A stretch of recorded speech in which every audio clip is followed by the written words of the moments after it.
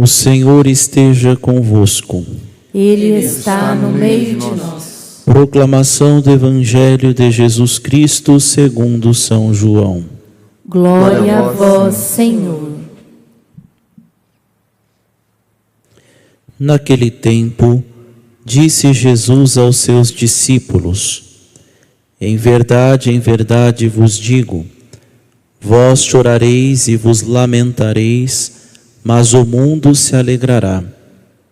Vós ficareis tristes, mas a vossa tristeza se transformará em alegria. A mulher, quando deve dar à luz, fica angustiada porque chegou a sua hora.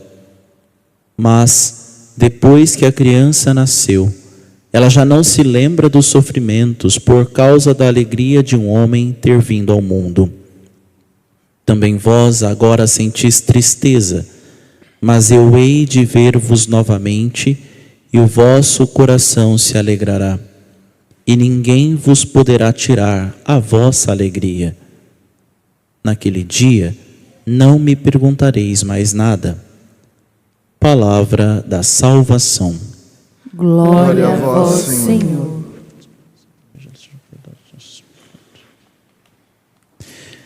Irmãos e irmãs, na primeira leitura que nós ouvimos hoje, deste primeiro dia em preparação à solenidade de Pentecostes, que celebraremos no próximo domingo, porque a Igreja nos ensina, através das Sagradas Escrituras, que 40 dias depois da ressurreição, Jesus sobe aos céus e diz aos apóstolos que permaneçam aí, porque ele enviaria um outro defensor, um outro paráclito, o Espírito Santo. E nestes 9 dias, já que ontem completou-se os 40 dias depois da ressurreição, hoje então nós iniciamos a novena de Pentecostes. Este Deus que é bondoso para conosco, que não nos abandona, o próprio Jesus que disse que permaneceria conosco todos os dias até o fim dos tempos, que nos anima a não ter medo, também é o mesmo Deus que age, portanto, através da pessoa do Espírito Santo. E por isso, se Jesus nos inspira a não ter medo, se Deus Pai, no Antigo Testamento, em diversas ocasiões, diz aos profetas, diz a Abraão, não tenha medo, também o Espírito Santo que opera, que age nesta igreja, diz também a mesma coisa, portanto, também ao apóstolo Paulo, e repete a cada um de nós nos nossos tempos. Estando Paulo em Corinto, uma noite o Senhor disse-lhe em visão: não tenhas medo. Mais uma vez, repete aquilo que insistentemente o Senhor diz aos seus, aqueles que pertencem a si: não tenham medo. Ou, se tiver com medo, vai com medo mesmo, né? Vá com medo mesmo, não tenham medo. Continua a falar e não te cales, porque eu estou contigo. Não era o próprio Senhor Jesus que disse que permaneceria conosco até o fim dos tempos, que não nos abandonaria? E talvez nós que passamos tribulações, nós que passamos dificuldades, ou olhamos até para essas tragédias, sejam elas quais for, né? Tragédias às vezes de assassinatos, de tantas maldades, ou até tragédias climáticas como a que estamos passando no Brasil neste tempo, nós olhamos e falamos: como pode o Senhor Jesus dizer que não nos abandonaria, que não precisamos ter medo, que permaneceria conosco? Onde está Deus? Onde está o Senhor nestes tempos, nesses momentos difíceis que passamos? Porque aquele mesmo Deus disse a Paulo: ninguém te porá a mão para fazer mal. Mas nós sabemos que em alguns outros lugares, não foi o caso aqui nesta cidade em Corinto nesse momento, mas em outros lugares, Paulo foi apedrejado, deixado nu fora da cidade, porque achavam que ele estava morto. Ora, como pode? Será que Deus mente porventura? O próprio Jesus também, antes de ser entregue, havia anunciado que iríamos sofrer muito, que sofreríamos perseguições, que seríamos causa de contradição nesta vida. E continua, portanto, o Senhor anuncia uma certa preocupação com a evangelização. Nesta cidade há um povo numeroso que me pertence. Paulo, nada te acontecerá nesta cidade. Continue a falar do meu nome, porque há muita gente aqui que me pertence. Há um numeroso grupo de pessoas que são meus, que não basta simplesmente serem batizados, que precisam começar a ter feições, né? Feições da graça, feições da misericórdia, feições de filiação divina. Não é assim que, portanto, nós entendemos quando uma mulher se descobre grávida, né, por ocasião de um teste de farmácia, ou percebendo que a sua menstruação tem atrasado, ou coisas do tipo, ela já se percebe mãe, né? Ela não fica mãe só quando o bebê nasce, ela já fica mãe no momento que a concepção, a partir do momento que já começa a se formar o bebê no seu ventre. Assim também, portanto, o pai, assim, portanto, a criança já se torna filha, não é? Estas constituições já começam a acontecer desde o ventre, desde o útero, desde as primeiras células que começam a ser formadas. Mas ela é conhecida a partir do seu nascimento. Hoje em dia, um pouquinho antes até, né? Com aqueles ultrassons 3D, cheio de coisa, que consegue ver até o rostinho da criança, né? Mas isso não quer dizer que só depois que ganha o bebê é que começa a ser filho, que começa a ser mãe, que começa a ser pai. Já desde o início, das primeiras células. Por isso também nós, a partir do sacramento do batismo, já somos filhos de Deus? Sim.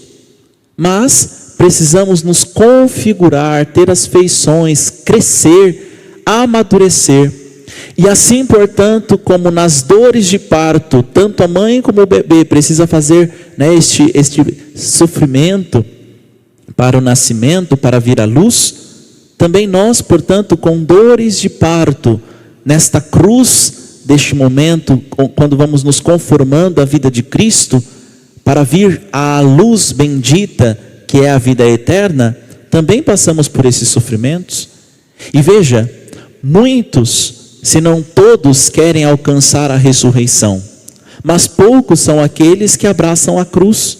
E minha gente, a cruz não é sugestão, não é algo que poderia ser, é necessidade para a ressurreição. Só ressuscita aquele que é crucificado com Cristo. Só ressuscita, só alcança a vida eterna aquele que com Cristo é configurado, ou seja, passa pelas dores de parto, como nós meditaremos daqui a pouquinho no Evangelho. Então, nesta cidade há um povo numeroso que me pertence. Nós pertencemos ao Senhor. Nós queremos ter as feições de Deus. Nós queremos que corra em nossas veias o DNA divino. Então sim, através do sacramento do batismo somos filhos, mas agora precisamos nascer para o alto. Nascer de novo, como nos recorda Jesus na conversa com Nicodemos. Por isso, irmãos e irmãs, o Senhor está com Paulo nesta cidade, está conosco em nossas cidades, para que, primeiramente, nós consigamos ser imitadores de Cristo. Por isso que São Paulo fala, né? Sede meus imitadores, assim como eu sou imitador de Cristo. É fato que é dificílimo, é fato que não é nada fácil, mas há uma necessidade de que eu seja imitador de nosso Senhor Jesus Cristo, para que também eu inspire outras pessoas a também serem imitadoras de Cristo. Para que eu, vivendo o sacramento do batismo que um dia eu recebi, eu consiga ter as feições de Deus, para que mais pessoas batizadas no Senhor também queiram ter estas feições, também queiram se dignar chamar filhas de Deus. Esta é a vontade, este é o desejo do Senhor. E veja, aqui São Paulo é levado, né, até o tribunal e dizem: este homem induz o povo a adorar a Deus de modo contrário à lei. Ora, mas está conduzindo o povo para adorar a Deus, para adorar o Senhor. Ah, mas não é do jeito que eu acho que tem que ser. Ah, mas eu não acho que tem que ser dessa forma. Ora, é para adorar a Deus. E então, assim como Jesus foi levado ao tribunal, né, para ser julgado por Pôncio Pilatos, Paulo foi levado agora a ser julgado, portanto, por Galião, né, nessa ocasião. Acontece que Galião não se deixou muito levar não, né? Ele disse: olha, judeus, se fosse por causa de um delito, de uma ação criminosa, seria justo que eu atendesse a vossa queixa, né? Se ele tivesse matado alguém, se ele tivesse roubado alguma coisa, se ele tivesse feito algum delito, seria justo que eu julgasse. Mas, como é questão de palavras, de nomes, da vossa lei, tratai disso vós mesmos. Eu não quero ser juiz nessas coisas. Aqui, querendo ou não, Galião, né, teve um pouquinho mais de força que Pôncio Pilatos, né? Pôncio Pilatos tentou de um jeito, de outro, amoleceu a voz, né, e coisa do tipo. Galião falou: olha, não tem nada a ver com isso aí, é um jeito diferente de lavar as mãos, mas pelo menos ele mesmo se esquivou, né, dessa realidade, dessa situação. E Galião mandou sair do tribunal. Aí pegaram um tal de Sóstenes, que era chefe da sinagoga, e espancaram diante do tribunal. Ficaram bravos, né? Olha, você nos induziu de alguma forma a entregar Paulo, então agora vai levar uma surra. Espancaram o coitado do Sóstenes na frente do tribunal. Daí, o Galião nem se incomodou com essa realidade. Paulo permanece algum tempo em Corinto, depois se despede, vai para a Síria, com a companhia de Priscila e de Áquila, chega em Cencreia, onde ele raspa a cabeça, pois tinha feito uma promessa. Ora, Paulo fez uma promessa. Às vezes a gente fica se perguntando, né, por que as pessoas fazem promessas, às vezes até pessoas protestantes, né, em outros irmãos de outras denominações religiosas questionam: ora, por que aquele povo vai à Aparecida e vai de joelho, caminhando a passarela da fé, coisa absurda, aquilo é uma idolatria, isso aqui. Ora, Paulo raspou a cabeça por causa de uma promessa, não é? Então, desde os primórdios da igreja, e até antes, né, se a gente pegar o Antigo Testamento, as promessas que o Senhor, que o povo apresenta diante do Senhor, ou por uma forma de gratidão, ou como forma de pedido, né? Uma promessa já no instante: olha, por querer algo, eu me apresento, eu me proponho a algo, ou em forma de agradecimento por ter uma graça alcançada, então eu pago uma promessa, uma penitência, algo do tipo, não é? Por isso tenham cuidado, quando nós fazemos uma promessa e não cumprimos, né? Muita gente promete coisas a Deus, especialmente no fervor da emoção, e depois não dá conta de cumprir, ou simplesmente ignora de cumprir aquela promessa.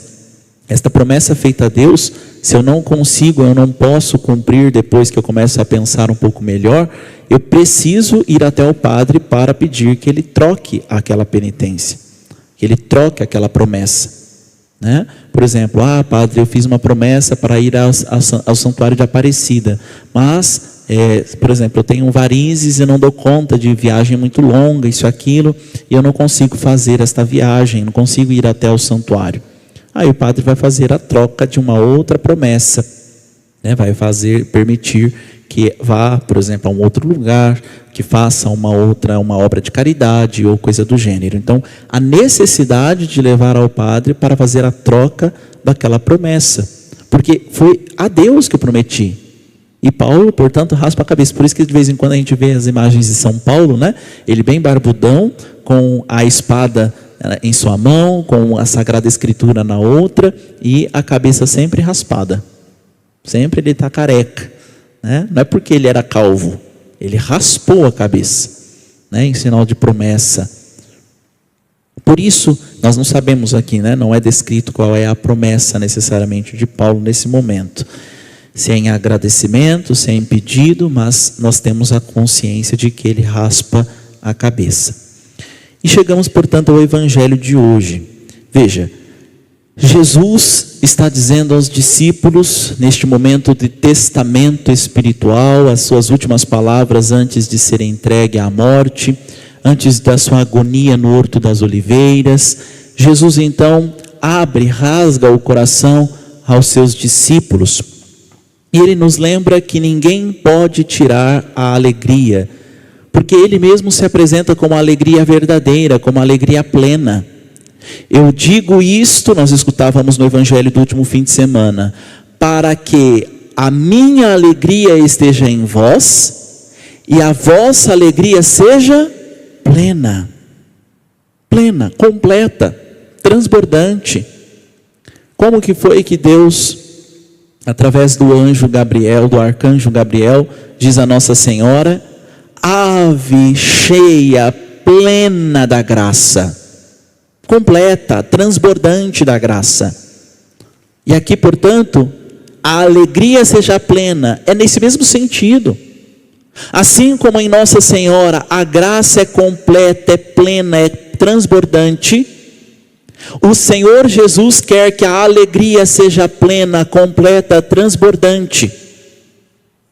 E talvez alguns de nós, tomados por tristeza, por uma depressão profunda, por situações difíceis, por problemas financeiros, por dificuldades com a saúde, nós começamos a duvidar desta alegria plena.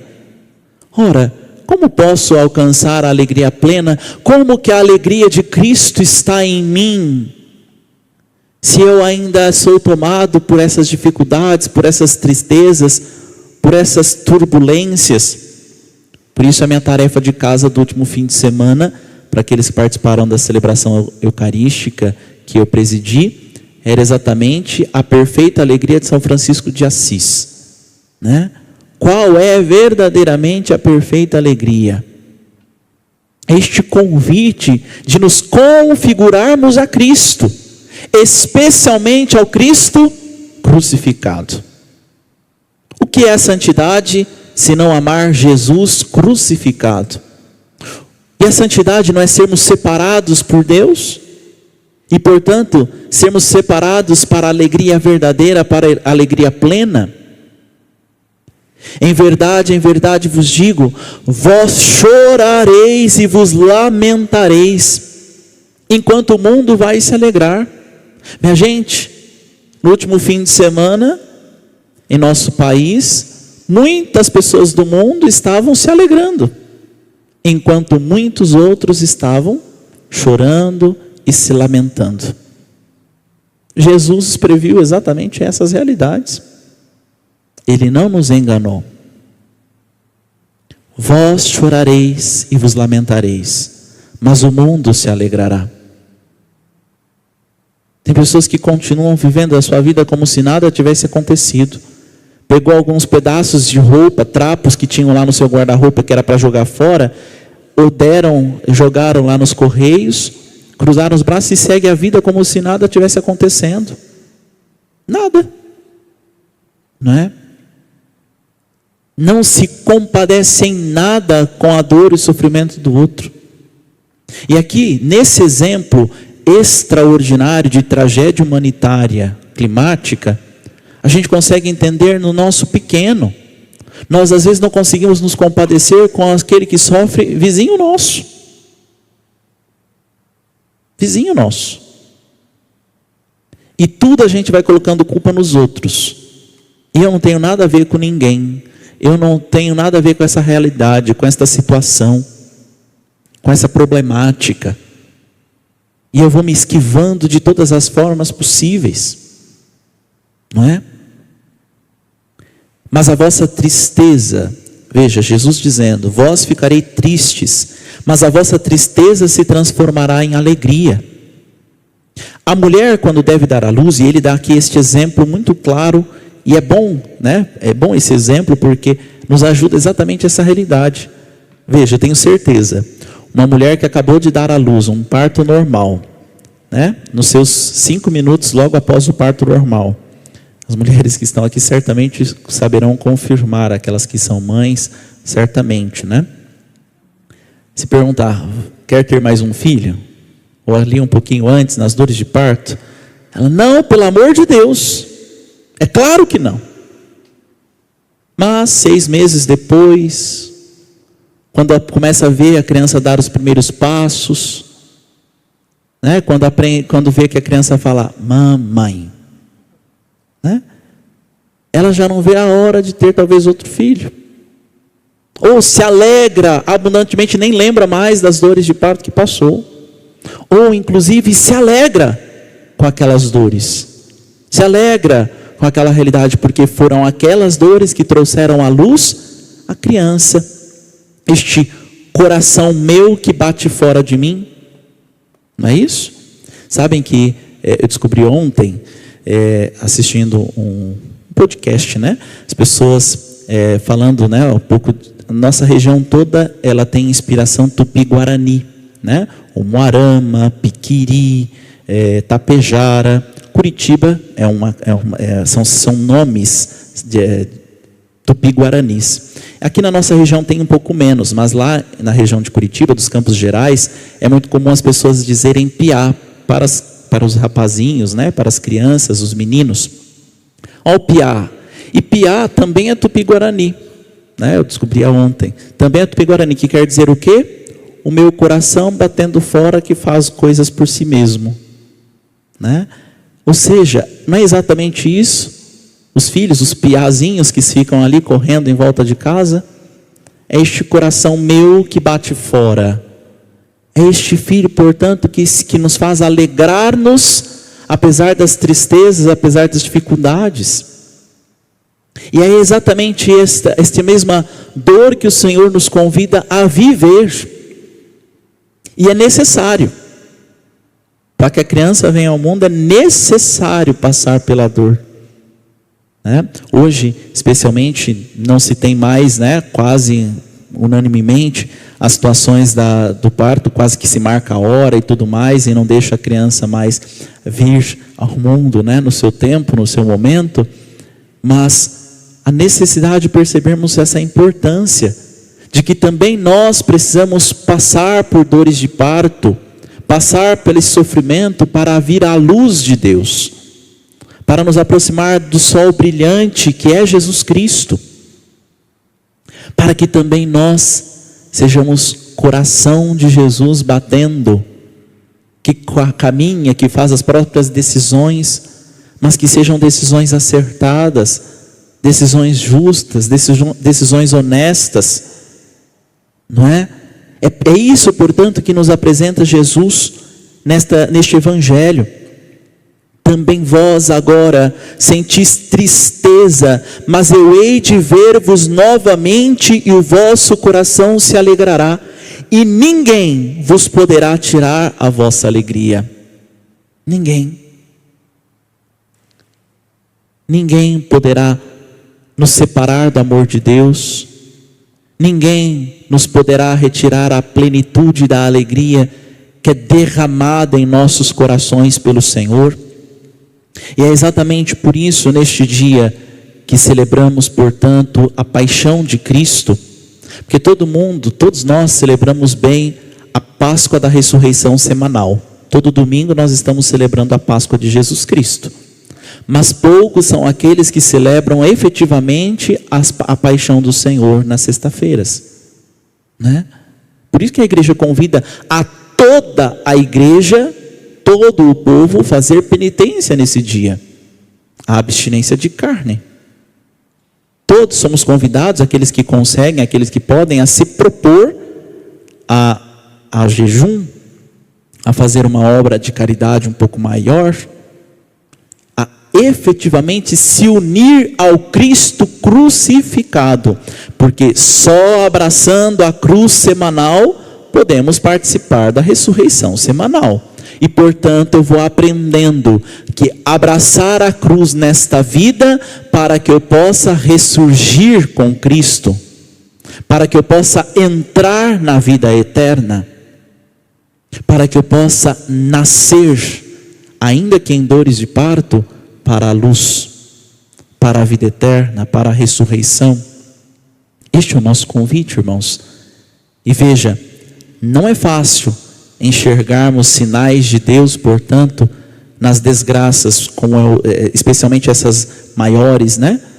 Como que nós conseguimos enxergar a realidade de Deus? Onde está Deus nestas situações?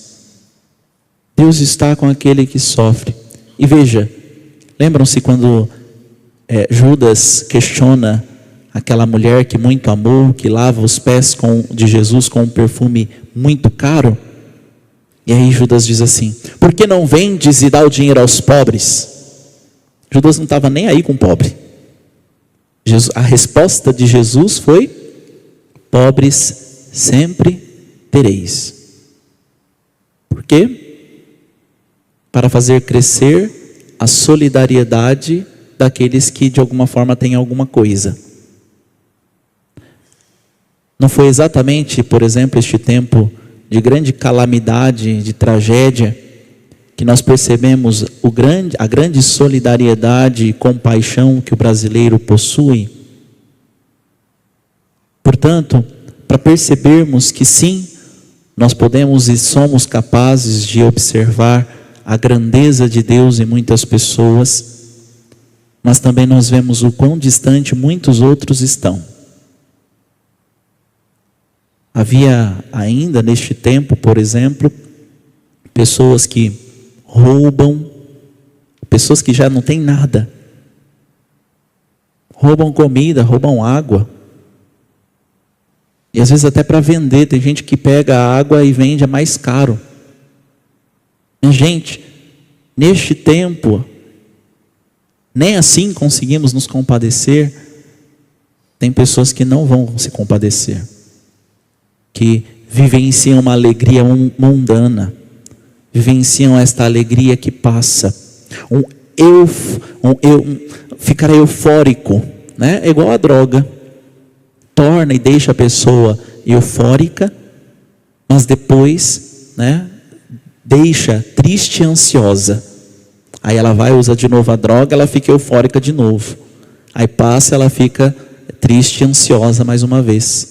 E assim vai virando esse ciclo vicioso, né?